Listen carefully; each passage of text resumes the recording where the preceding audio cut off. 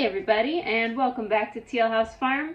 I was doing a little cleany, and I thought maybe I'd do a quick video to talk about some of the real basics of canning. And when I'm talking about canning, I mean pressure canning. We're not talking about water bath canning today, but lately I've been getting a lot of questions about getting started. People talking about how they really want to start canning, but they feel overwhelmed, or they watch videos and read things and they feel like there's terminology that's not well explained. So I'm going to do just a quick video here to talk about the very basics of pressure canning when it comes to safety, preparing your canners for canning, and preparing your jars and lids for canning. Everything else when it comes to pressure canning is a lot like just reading a recipe. You're going to look up pressure canning instructions to put something in a jar. Let's just say vegetable soup. It's going to give you the recipe for the soup, which you'll make on the stove, just like, following a recipe to make dinner. And then you'll get to the next line and it says, use your prepared jars and lids and put them in your prepared canner. And a seasoned canner knows exactly what that means because the steps are the same pretty much every time. But you as a brand new canner goes, I don't even know what that means, and I don't need to know. What do I do? And I'm going to tell you those things. All those little things that you wish you knew, that's what this video is about, so that you can start following a canning recipe with confidence. Now, when it comes to canning recipes, I always recommend the National Center for Home Food Preservation website. I'll link it below. Lots and lots of recipes on how to can things. These are evidence-based recipes that are based on USDA safety standards. They will not go wrong on you. If you prefer print, so you can have it in your hot little hands, the Ball book is a great one. This one has been through battle. If you can't tell, I use it a lot. This is going to have many of the same recipes on that are on that website. The website also has a book that you can actually order, which is all of the recipes on the National Center for Home Food Preservation website that you can order in a bound format. And lastly, your state's extension office through your Department of Conservation is going to have free resources available in their office. They may also offer free classes as well, depending on where you live, but that's also a really great resource. People don't realize that your extension office does canner safety testing, which is going to test your gauges. This is really important, especially if you're inheriting a canner or you found a used canner at Goodwill, to make sure the gauge is actually reading accurately before you try to use it and have it be way off, and then that's going to cause you a lot of problems. That is all free, which is an amazing resource as well. The first thing that you will see when you are canning a lot is the terminology says prepare your jars and lids for canning, or fill your prepared jars and top with your prepared lids. What this refers to when it comes to pressure canning is that your mason jars, no matter the size that they are, that they have been washed in hot soapy water and kept warm. Now, if you have a dishwasher, this is super easy to use because all you're going to do is stick all your jars in the dishwasher, run a load, and not open it until you're ready to can. Your jars will still be warm, they'll be nice and clean. Now, if you don't have a dishwasher like we don't, what that means is I wash all of my jars in the sink in hot soapy water, and then you can either put them in a big pot of hot water and just leave them on the counter. That'll keep them warm. I choose to then put the wet jars in an off oven. It works basically like an incubator. The oven is off, it's not drafty, so it retains the heat with the moisture on the jars because I didn't dry them. That also helps retain the heat, keeps my jars warm for a little bit, maybe like 20 or 30 minutes, but it gives me enough time to finish the recipe on the stove and put it in the jars. The jars are still warm. The reason you want warm jars, why that's really important, is filling cold jars can cause two problems. First, it can damage the integrity of your jar over time. The second is you could have an immediate problem, cold jar, hot liquid, hot canner. As soon as you start canning, your jar could possibly explode. Now, lots of people will tell you they can in cold jars. They've never had a problem. It's just a dice roll. There's really no reason to skip this step other than if you're feeling a little lazy. So go ahead, fill those warm jars because that way you know you're not taking any risk anytime. When it talks about preparing your lid, so you can use any brand mason jar lid you like. I greatly prefer Ball and 4 jars. I find Kerr lids are horrible. I find like the Golden Harvest or the off-brand lids that you can get at your farm store, they just have higher failure rates. Ball and 4 jars always do right by me. Even if they're a little bit more expensive, it's worth it in the long run because every jar I put through the canner is going to come out sealed. These lids You're going to wash them in hot soapy water just to make sure there's not any residue in them from the factory. And then you're going to go ahead and put them in a bowl of hot water. The reason that you put them in a bowl of hot water is because the rubber seal ring here is going to get softened by the warm water. You don't need to boil them or anything crazy like that. Just hot, warmish hot water so that those seals can be softened a little bit. That way when you put them on your jar, you fill your jar and you put your lid on top, the seals already be softened. You're going to get a much better seal rate that way.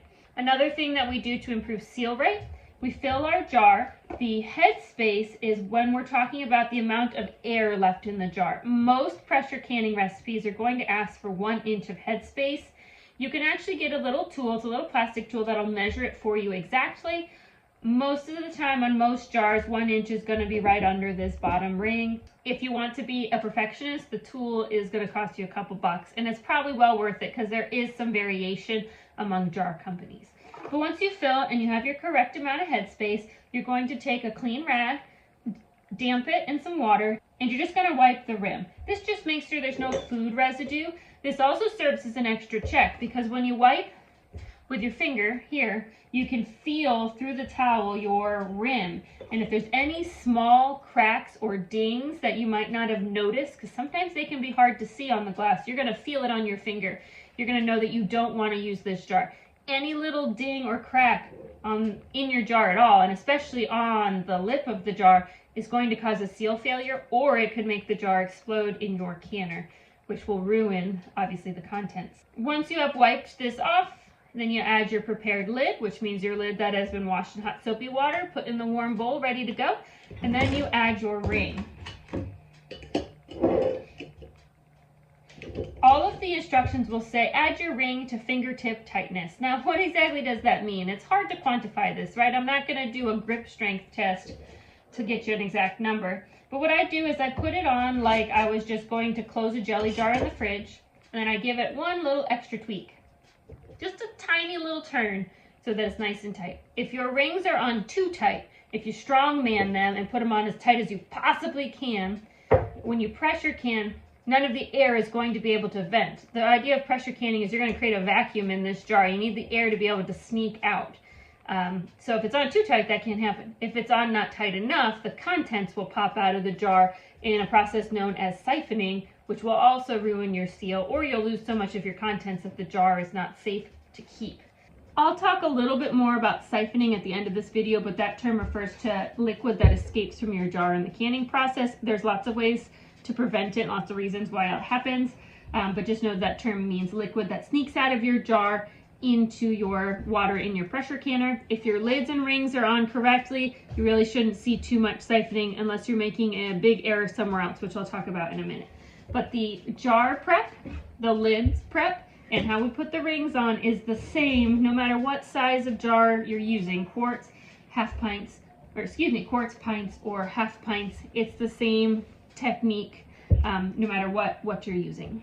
The other item that you will see discussed a lot is preparing your canner, and this means to do what's called your safety checks and to get it ready with the water inside. Safety checks is what we do to make sure the canner is safe to use. You want to do these every time you can. 99.99999% of the time, there will be zero issue. But that one time that there is an issue, what you've done is prevented your canner from exploding on your stove and, busting out a window in your house or something even worse. Those horror stories that you've heard. Safety checks can vary a little bit from canner to canner, but there's a lot of similarities, which is what we're going to talk about. So here I have a Teal. This is a Teal, and this is a Presto. They're both 22 and 23 quarts, which is basically the same size when it comes to canners. Now, 22 and 23 quarts does not mean it holds 22 and 23 quart jars. It's the total liquid volume. Both of these hold 7 quart jars, or somewhere around 16 pints. This is a really good size starter canner. The Teal costs around $90 and the Presto is around $130, but the Presto is safe on glass top stoves where the Teal is not. But these are both what we call beginner to intermediate level canners because they have a couple cheaper parts. So they've got plastic handles and they have rubber rings on the inside. Now to do safety checks on these canners, you're actually going to do the same thing. Your canner will come with a pamphlet and it will tell you what to do for safety checks. So always look at that. But basically it should say something like this. It should say to take your canner, hold it up to a light, and look through the vent hole right here, the tiny little pinhole. Hold it up to a light and you look through it and you make sure you can see the light through it. If you can't see the light through it, your vent hole is blocked with, what can happen is like with hard water, it can just calcify in there and then your canner will not vent, and if it'll just build pressure and build pressure and build pressure until it explodes. So always check that. And it'll also tell you to check your ring. This rubber ring should feel flexible. It should not have any tears or dings in it. These are very inexpensive to replace. Your canner will have a recommendation on how often to replace it. Just do it. It's gonna cost you a couple bucks, and the peace of mind and safety is absolutely worth it. And always you wanna make sure your canner has not been dropped with a big dent in it or deformed in any way that the lid doesn't feel like it locks tight. But your safety measure checks for this type of canner, it's basically those things. Now, after you do your safety checks, the second part of preparing your canner is to put the water in it. A lot of people have, when they're just starting, they imagine filling their canner with water and submerging the jars in water. That is not what we do with pressure canner. Pressure canning is all about steam. You need enough water in your pressure can to produce steam for the amount of time that you're canning. The longest amount of time you're going to can is going to be about 90 minutes for meats and beans. And in order to have enough water in there to produce steam for 90 minutes, the rule of thumb is 2 to 3 inches of water, inches from the bottom. And I use my middle finger knuckle to measure that. So I put warm, not cold, not super hot, but warm water in my canner until when I stick my middle finger in, it comes up to the knuckle, and that's how I measure it. If you put a little too much water in there, it's not going to be a huge deal. Don't go crazy. You, again, do not want to submerge the jars. You need air space for that steam to build up pressure. But you also don't want to run out of water, so don't just put a teeny amount of water in there. You keep the water in the canners warm until you've put all of your jars in, and then you can go ahead, you'll lock your lid in like this, but you won't lock it down. It's going to vent fully, and you're going to bring it up to a boil, and you're going to get a nice chimney of steam. You're going to have that go for 10 minutes. Once you've had 10 minutes of that, then you're going to either drop your weight or lock it down, and you're ready to start canning.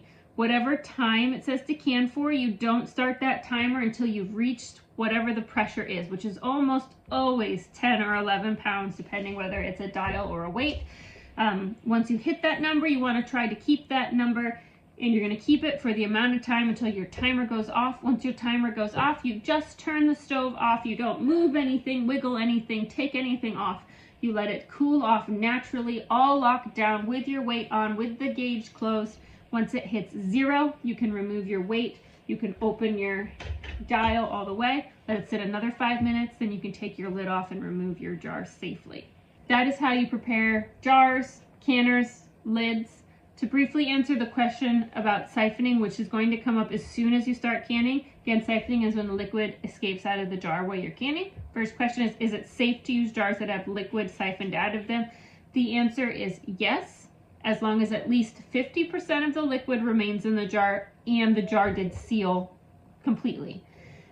If you either lost more than 50% or the lid is not, it's loose, it's going to come off, put that jar in the refrigerator and use it within 3 to 5 days.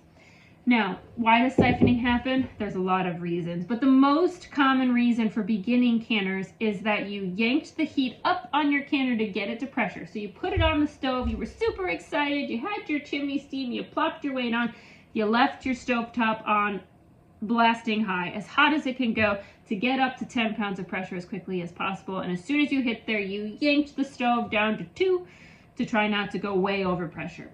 That's going to cause a lot of changes inside the canner, and those drastic changes in heat and pressure can cause the jars to siphon. So we want to be a little gentler. I usually, when I get my nice chimney steam, I drop my weight on, I lower my stove to, on my stove, which is like a 6 or 7, okay? It's like a medium heat, until I get to pressure, and then I lower it a little bit more to like a 4, and that helps me maintain pressure without going way over.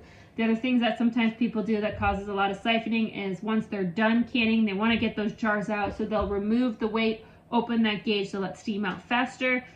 That again lets pressure change too quickly, which causes the liquid to push out of the jar. You get a lot of siphoning. So just be patient, turn that stovetop off, walk away while they cool down all the way. It takes a while, okay? And don't try to speed up the cool down process.